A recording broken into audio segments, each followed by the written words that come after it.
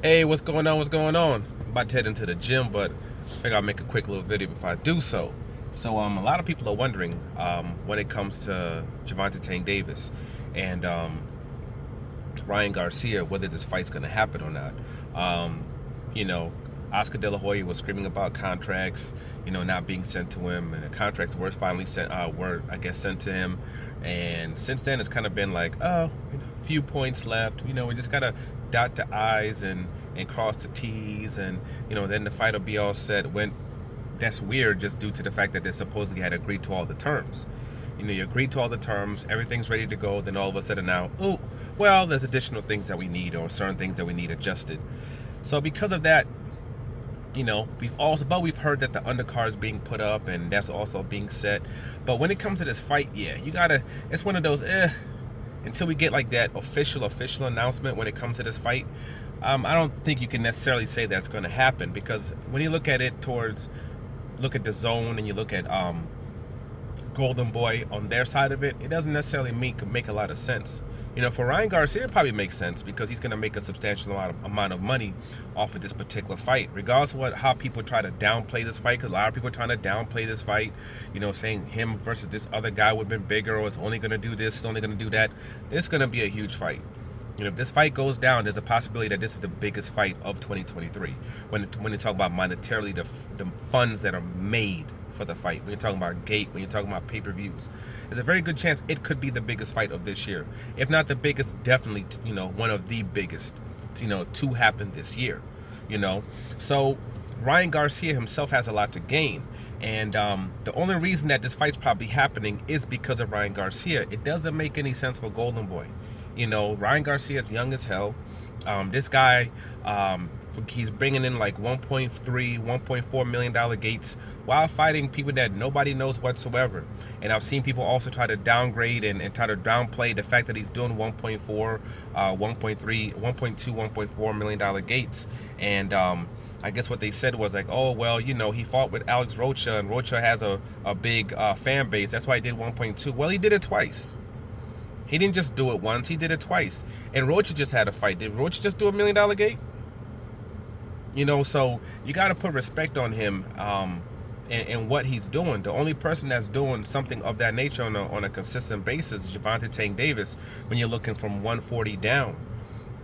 That's the only person that's doing it on a regular basis. Especially also with the low tier competition that he has. The only other person that I know of was Shakur Stevenson, who was at 130 pounds, fought against Valdez, and they did a $1.6 million gate.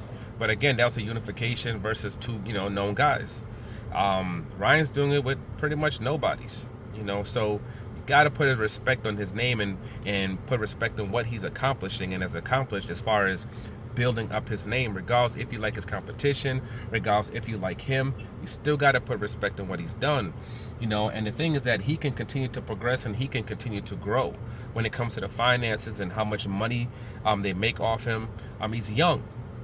So when you're looking at a fight like this is a fight that, depending on what goes on, it could destroy him as a fighter.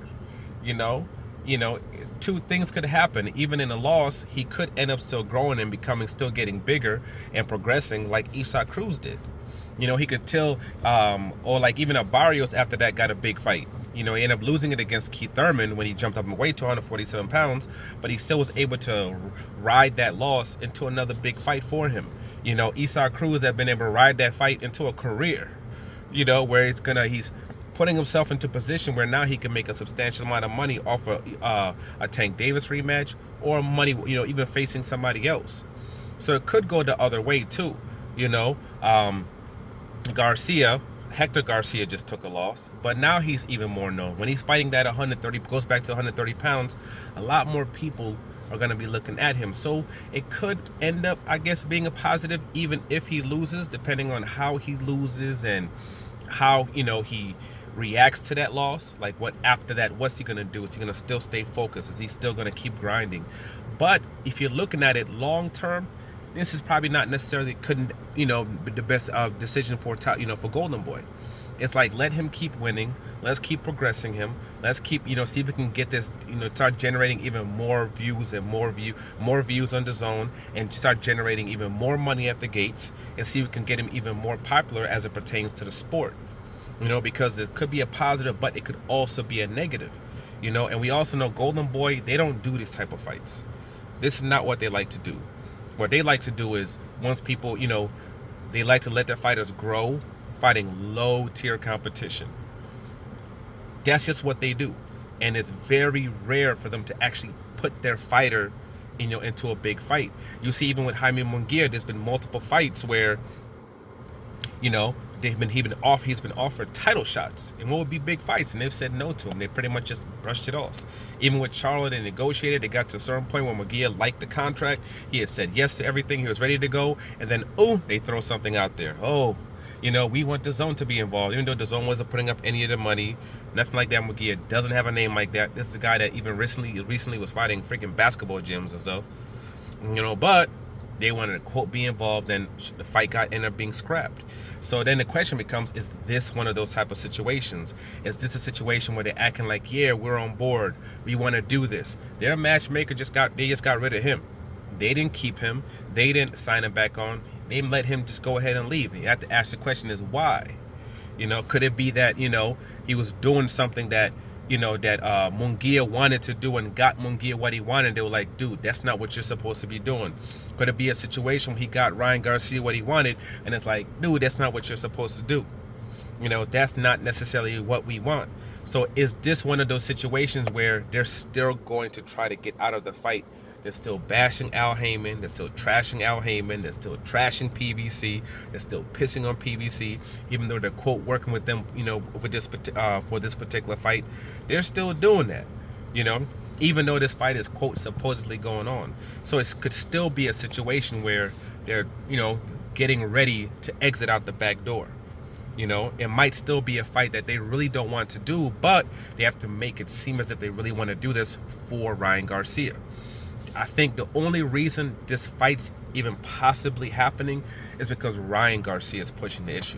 Ryan Garcia wants this fight, and in most cases, yeah, you could say, no, we're not going to do it or whatever it might be. But in this situation, it could be a situation where Ryan Garcia only has one fight, maybe two fights, where it's kind of like, we don't get this done, we're out of here. Or it could be a thing where, hey, if we don't get this fight, we're going to file legal action because this is a fight that we really want. And Ryan Garcia is in a financial space where he makes a substantial amount of money outside of boxing.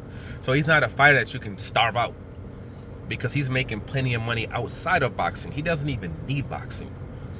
He can get his little social media career really going and flowing and make money off of that. So he's in a weird situation, a weird dynamic where he actually has some kind of power to make things happen. Even with Top Rank, when how Top Rank does, they say, hey, you're going to do a certain fight, you're going to do it. They say, you're not doing that, you're not doing that. If not, we're going to shelf you. But when it came to Chavez Jr. is somebody that doesn't need boxing and doesn't need the money. He comes from a prestigious family, and he's financially in a great space. So when he said, hey, I want Martinez, even though they didn't want to do the fight, they had to give him Martinez, because what are you going to do? You're going to shelf him? He doesn't care. And all the extracurricular activities he's doing in the background, on the backside anyway. So all you're doing is harming yourself by not, having a fight. You're not harming him. He's going to live the lifestyle that he wants to, regardless of if he's doing boxing or not. His lifestyle is not changing. So because he was in a situation like that, they went ahead and they made that fight happen. So is this fight going to happen? I don't know. I believe. Does Tank want to have this fight to happen? I say yes. Does Showtime, PBC want this fight to happen? Yes. Does Ryan Garcia want this fight to happen? Yes. Does this make sense for like a DAZN or for Golden Boy? I would say no. I don't think it makes sense for them.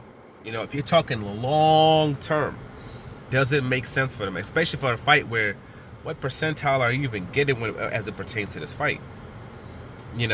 But it is a monstrous fight. It is a huge fight, and we'll see. But this is one of those situations where I have to say, I don't know. It could go either way. I'm hoping it happens. I think this will be a big fight for boxing, massive fight, regardless of what anybody says. It's a huge fight. And ironically, This is another fight that Eddie Hearn couldn't get for Devin Haney.